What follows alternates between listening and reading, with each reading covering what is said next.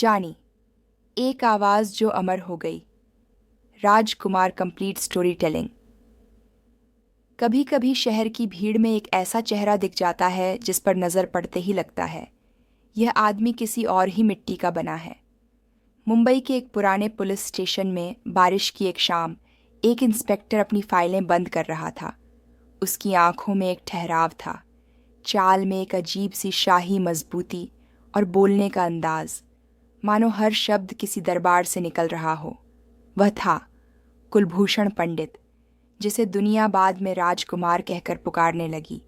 Police की नौकरी उसे रास तो आती थी, पर दिल के किसी कोने में एक बेचैनी पलती थी, मानो किसी बड़ी मंजिल की आवाज़ उसे पुकार रही हो। किस्मत ने ज़्यादा इंतज़ार नहीं कराया। एक मशहूर डायरेक्टर किसी केस के सिलसिले में उसके थाने आया। कुलभूषण की आवाज़ सुनी, उसकी चाल देखी और पल भर में समझ गया ये आदमी कैमरे के सामने सोने जैसा चमकेगा। उसने पूछा, फिल्मों में काम करोगे? कुलभूषण ने बिना मुस्कुराए कहा, जानी, कुछ भी करने से पहले इरादे साफ होना चाहिए। ये एक वाक्य नहीं था, यह उनकी शख्सियत थी। कुछ ही महीनों में उन्होंने पुलिस की वर्दी उतार दी और फिल्मों की दुनिया का दरवाज़ा खोल दिया। इसी दिन कुलभूषण पंडित का जन्म दोबारा हुआ, इस बार राजकुमार वान के रूप में। मुंबई का फिल्मी संसार चमकदार ज़रूर था, लेकिन आसान बिल्कुल नहीं। छोटे छोटे रोल मिलते थे, पर हर बार जब वह स्क्रीन पर आते, दर्शक जैसे हिलकर बैठ जाते। उनकी आवाज़ इतनी गहरी, इतनी धीमी और इतनी असरदार थी कि साधारण सा वाक्य भी कविता बन जाता। फिल्म मदर इंडिया में उन्होंने छोटा किरदार किया, लेकिन उस छोटे से रोल में भी वे ऐसे चमके कि लोग पूछ उठे, ये आदमी है कौन? धीरे धीरे राजकुमार का नाम इंडस्ट्री में गूंजने लगा। फिर आया उनका असली दौर, एक ऐसा समय जब उनकी आवाज़ सिर्फ सुनी नहीं जाती थी, महसूस की जाती थी।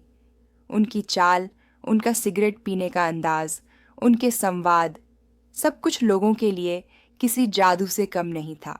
जब वह स्क्रीन पर आते, किसी और की तरफ देखने का मन नहीं करता। उनकी एक झलक में रुतबा था, एक शब्द में वजन था और मुस्कान में चुनौती। उनके कई संवाद इतिहास का हिस्सा बन चुके हैं। जानी, ये दुनिया बहुत मतलबी है। हम वो नहीं जो तुम समझते हो। उनके हर शब्द में एक ठहराव, एक अधिकार और एक दिलचस्प रहस्य था, जैसे कोई राजा आम लोगों से बात कर रहा हो। एक बार एक पार्टी में एक अमीर शख्स ने तंज कसते हुए कहा, राज साहब, आपका कोट कुछ सस्ता सा लग रहा है। राजकुमार ने अपना सिगरेट झाड़ते हुए कहा, जानी, फर्क कोट का नहीं, पहनने वाले का होता है। उस रात लोगों ने सिर्फ जवाब नहीं सुना, उन्होंने अंदाज देखा। और वही अंदाज था जिसने राजकुमार को सिर्फ एक अभिनेता नहीं, बल्कि एक दास्तान बना दिया। लेकिन उनके भीतर एक और राजकुमार था, एक शांत, भावुक और गहरी सोच वाला इंसान। वह अपने परिवार से बेहद प्यार करते थे और अपनी सफलता को बड़ी विनम्रता से संभालते थे। सेठ पर उनके सामने लोग कांपते थे, लेकिन घर पर उनके बच्चे बताते हैं कि उन्होंने कभी अपनी आवाज़ ऊंची नहीं की। वह बाहर जितने कठोर दिखते थे, भीतर उतने ही नर्म थे। समय बीतता रहा, इंडस्ट्री बदली, नए सितारे आए, नए चेहरे छाए, लेकिन राजकुमार का रुतबा नहीं हिला। बढ़ती उम्र के बावजूद वह सेट पर वही शाही चाल लेकर आते।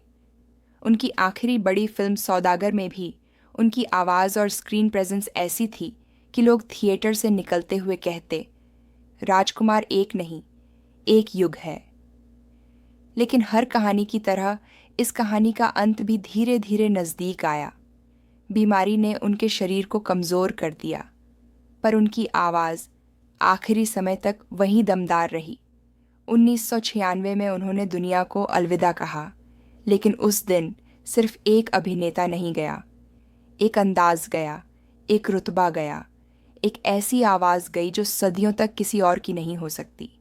आज भी जब कोई अभिनेता संवाद में भारीपन लाता है, जब कोई सिगरेट को शान से पकड़ता है, या कोई जानी कहकर किसी को चौंका देता है तो लोग मुस्कुराकर कहते हैं, ये राजकुमार के अंदाज में है। वह चले गए, लेकिन उनकी आवाज़ आज भी फिल्मी दुनिया के गलियारों में गूंजती है, धीमी, शाही और अमर।